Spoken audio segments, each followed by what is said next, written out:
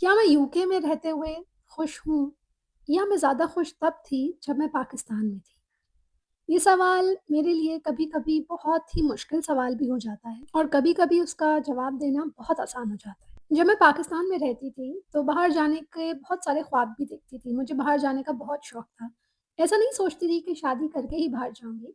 मुझे बाहर पढ़ने जाने के लिए, बाहर जॉब करने का बहुत शौक था और मैं हमेशा यूनिवर्सिटीज़ में और जॉब्स के लिए अप्लाई करती थी, but fate had other plans. मेरा कभी भी कोई प्लान इस तरह कामयाब नहीं हुआ और उस ज़माने में कोविड भी आ गया, जिसकी वजह से एप्लीकेशंस भी रुक गईं और कुछ शायद मेरी भी कुछ गलतियाँ होंगी जिसकी वजह से मेरा एडमिशन नहीं हो सका। इन ऑल केसेस मेरा बाहर जाना नहीं तय हो सका। फिर चली कोविड के बाद मेरी शादी की बात। किसी ने भी नहीं सोचा था कि मेरी शादी बाहर होगी, मगर वो बाहर हो गई।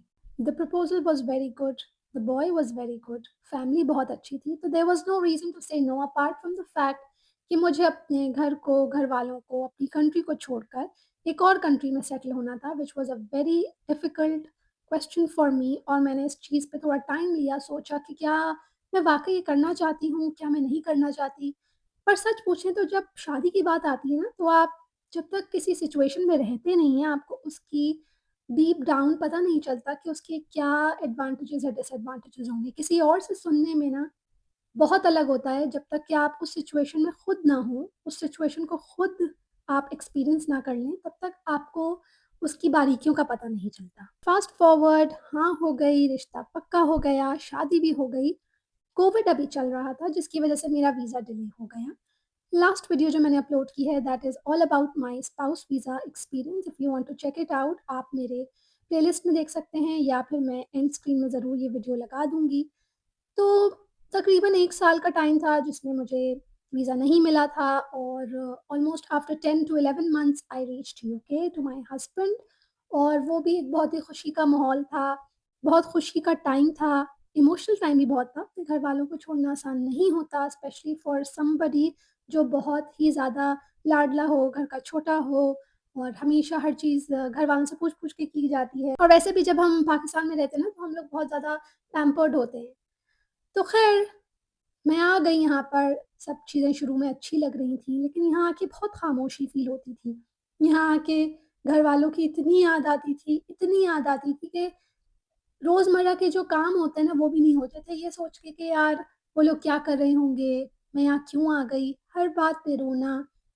ऑल्दो उनसे फ़ोन कॉल्स पे बात होती थी, होती है, लेकिन वो बात नहीं होती ना कि जब आप फ़िज़िकली किसी के साथ प्रेज़ेंट हों। मेरा ये कहना गलत होगा कि मैं यहाँ खुश नहीं हूँ, क्योंकि मेरे हस्बैंड बहुत अच्छे हैं, लविंग, सपोर्टिव, केयरिंग। इस पूरे टाइम में उन्होंने मेरा बहुत साथ दिया है, अभी भी देते हैं।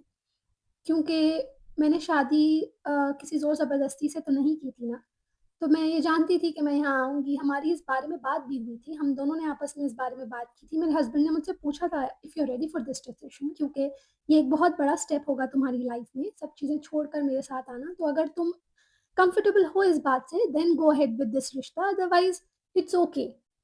अगर तुम ना भी कहती हो तो इट्स ओके।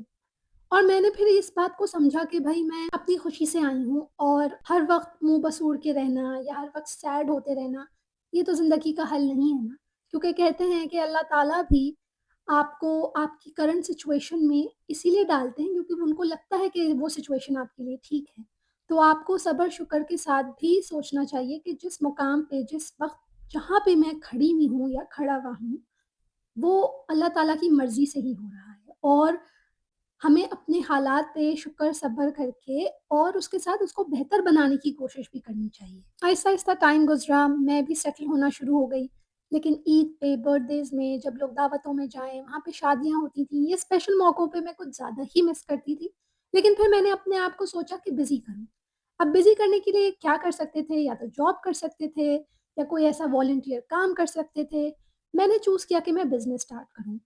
कराची में, पाकिस्तान में आई यूज्ड टू वर्क और मैंने 6 इयर्स का वर्क एक्सपीरियंस था मेरा। हमेशा से ख्वाब था कि मैं बिज़नेस करूँ, तो मैंने वो बिज़नेस स्टार्ट किया। अब शुरू में बिज़नेस में आपको इतना टाइम लगता नहीं है, तो आधे से ज़्यादा दिन मेरा फिर भी फ्री होता था।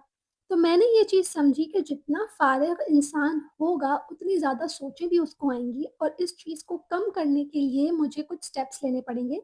वरना तो मैं ज़िंदगी भर उदास ही रहूँगी और यही याद करती रहूँगी कि वहाँ की ज़िंदगी अच्छी थी, यहाँ की ज़िंदगी ऐसी है। कांस्टेंट कंपैरिज़न में इंसान रहता है। तो मेरा मानना ये है कि इस चीज़ ने मुझे बहुत हेल्प किया है कि मैंने इस सिचुएशन को समझ लिया कि ठीक है, मेरी शादी हो गई है, मैं यहाँ आ गई हूँ, अपनी मर्ज़ी से आई हूँ। मेरे हस्बैंड बहुत अच्छे हैं, अल्लाह का शुक्र है, ऐसा कोई प्रॉब्लम नहीं है। तो मुझे अपनी ज़िंदगी में सब्र-शुक्र से काम लेना चाहिए और खुश रहने की खुद कोशिश करनी चाहिए। वेट नहीं करना चाहिए कि कोई आके मुझे खुश करेगा।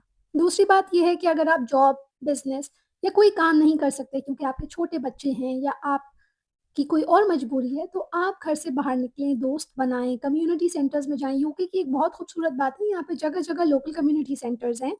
देसी वाले कम्युनिटी सेंटर्स भी हैं, इंग्लिश कम्युनिटी सेंटर्स भी हैं, तो आप वहाँ जाएँ, वहाँ टाइम स्पेंड करें, लोगों से मिलें-जुलें, इंग्लिश के कोर्सेज़ में एनरोल करें, गार्डनिंग के कोर्सेज़ में एनरोल करें। आप करना चाहें तो बहुत कुछ कर सकते हैं, क्योंकि या तो डिसीज़न ये हो कि वापस पाकिस्तान चला जाए, अगर ये नहीं हो सकता तो फिर जिस हाल में हैं अल्लाह ताला ने रखा है उसमें खुश रहें, क्योंकि अल्लाह ताला की ये भी एक बहुत बड़ी नेमत है और हमें इसकी नाशुक्री नहीं करनी चाहिए और अपने आप को रोज़ बरोज़ खुश रखें, ग्रूम करें, अपने आप पर काम करें, क्योंकि जब आप खुश होंगे, आपका पूरा घर खुश होगा और आप खुश होंगे, तो फिर पूरा दुनिया आपको खूबसूरत भी लगेगी। सबसे बड़ा ज़ुल्म पता है हम अपने साथ क्या करते हैं? हम अपने ऊपर ही तवज्जो नहीं देते, हम अपने ऊपर ही काम नहीं करते, अपने आप को खुश ही नहीं रखते और हम समझते हैं कि कोई नई चीज़ अपने लिए ले लेना, कोई कपड़े या कोई मेकअप की चीज़ या कोई चीज़ जो आपको खुशी देती है, वो तो हमें करनी ही नहीं ना, सारी चीज़ें तो हमें अपनी फैमिली के लिए करनी है। तो जब हम ऐसे करते हैं और अपने आप को नेग्लेक्ट करते हैं और पीछे की तरफ धकेल देते हैं, तो एक टाइम ऐसा आता है कि आप अपना वजूद भी खो देते हैं, आप नाखुश रहने लगते हैं और लोग आपसे फिर सवाल भी पूछते हैं कि तुम्हें क्या हुआ है? सब कुछ तो है तुम्हारे पास, तुम क्यों इतनी खुश नहीं हो? तुम्हें तो खुश होना चाहिए। इसलिए अपनी खुशी की ज़िम्मेदारी सिर्फ़ और सिर्फ़ हमारी होती है।